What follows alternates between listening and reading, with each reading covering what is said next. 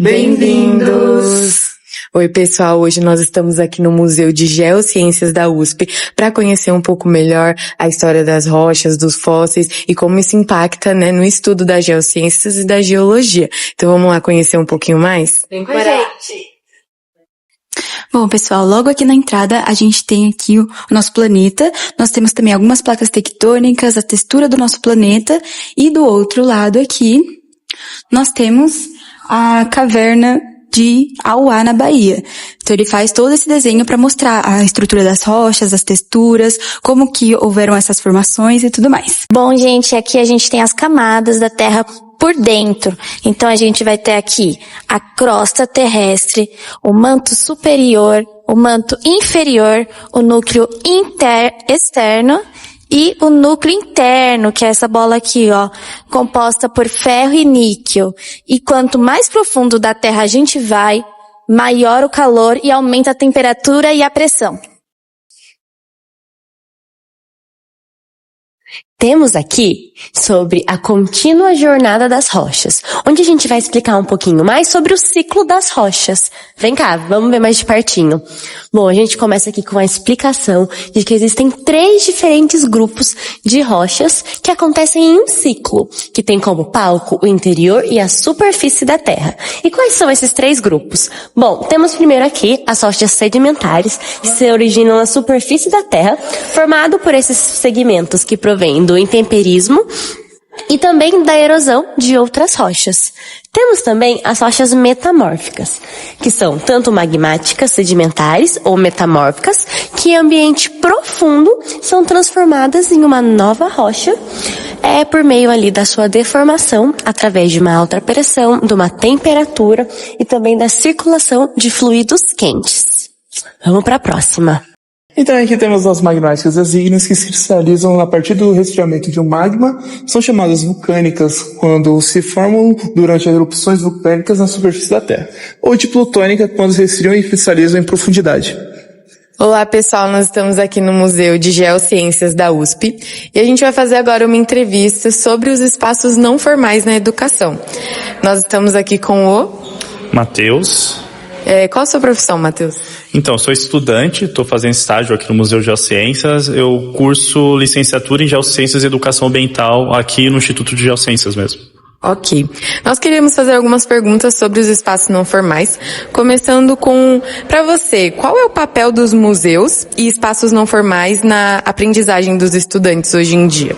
Algo que eu sentia muito na prática, que a gente chamava de passeio, escolar, é essa quebra de rotina. Sim. De repente você está num ambiente totalmente novo e às vezes quando você está muito inserido em uma maneira só de expografia, uma aula mais convencional, o museu ajuda a quebrar esse ritmo, Sim. Então, a importância seria essa quebra de ritmo, da maneira que está sendo feita a educação ali, e até em escola pública, um passeio é um evento, então Sim. Eles vão com um entusiasmo muito grande para a visita do museu, e aí você vai acabar aprendendo coisas assim que geralmente poderia não estar na BNCC, Então a gente tem espaços mais democráticos e flexíveis de aprendizagem. Então, por exemplo, você tem o Museu das Favelas, Então você vai colocar uma abordagem que funciona com certas comunidades, você vai indo conhecendo outras formas, outras culturas, tem todas essas qualidades. Assim. Sim, a gente tem, as partes das vantagens, que são espaços muito importantes,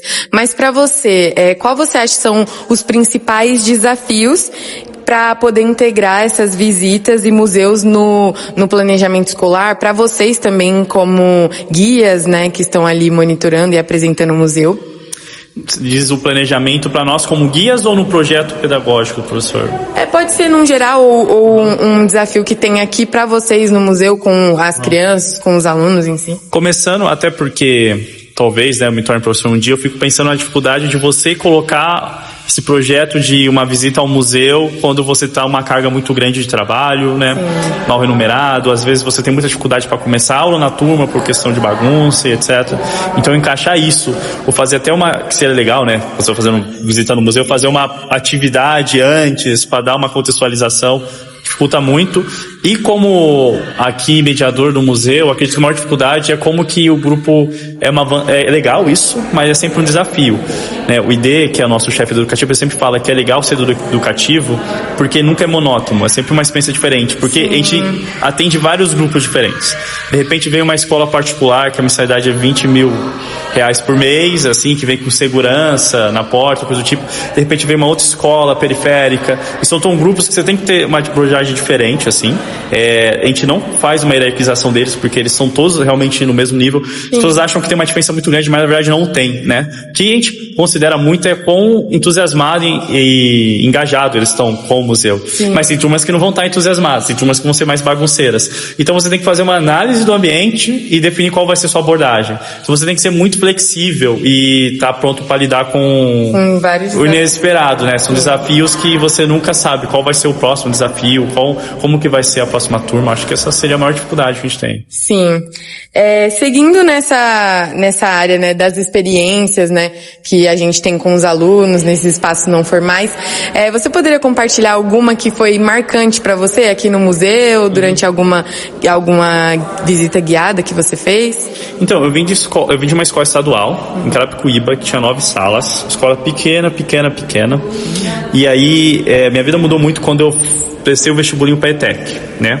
Aí, de repente, eu tive uma escola com padrão socioeconômico alto, onde o pessoal sabia o que era universidade pública. Eu não fazia ideia do que era universidade pública.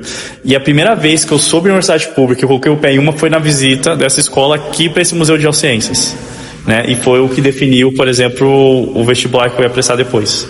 Então foi uma experiência marcante, porque hoje eu sou mediador aqui do museu, que me apresentou o que é a universidade pública, né? O que me incentivou a seguir essa profissão que eu estou seguindo hoje.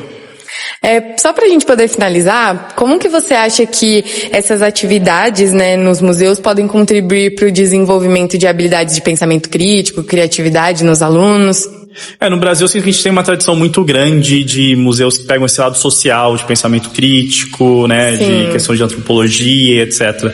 Mas eu acho também, puxando sardinha para os museus de ciências exatas e coisa do tipo, que nem que a gente coloca, né? A gente tem que conhecer para saber o que a gente quer preservar. Eu acho que essa é a ajuda que traz, né? Sim. Quando um visitante vem para o Museu de Geociências e começa a entender a dinâmica do planeta, ele entende o porquê que a gente tem que preservar aquele ambiente. Sim. Esse ambiente que é preservado não porque o ser humano está destruindo o planeta, porque é impossível pra gente.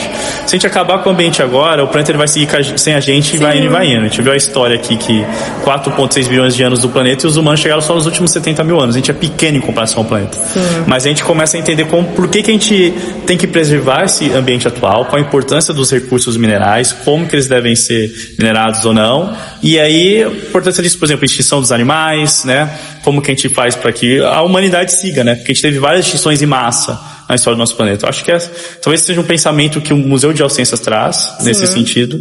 Então, é legal isso da ciência, né? De você entender o porquê por trás das coisas. Sim. E talvez isso ajude no pensamento crítico. Querendo ou não, um repertório que a criança está criando, que ela vai conseguir, né, encaixar vários temas que ela vê no cotidiano dentro desse repertório novo que ela está tendo numa visita do museu. Sim, muito obrigada. Esqueci seu nome. Matheus. Muito obrigada, Matheus, por essa entrevista, né? Vai ser muito rico para o nosso trabalho. E nós agradecemos também pela visita de hoje. Obrigada. Eu que agradeço pelo espaço.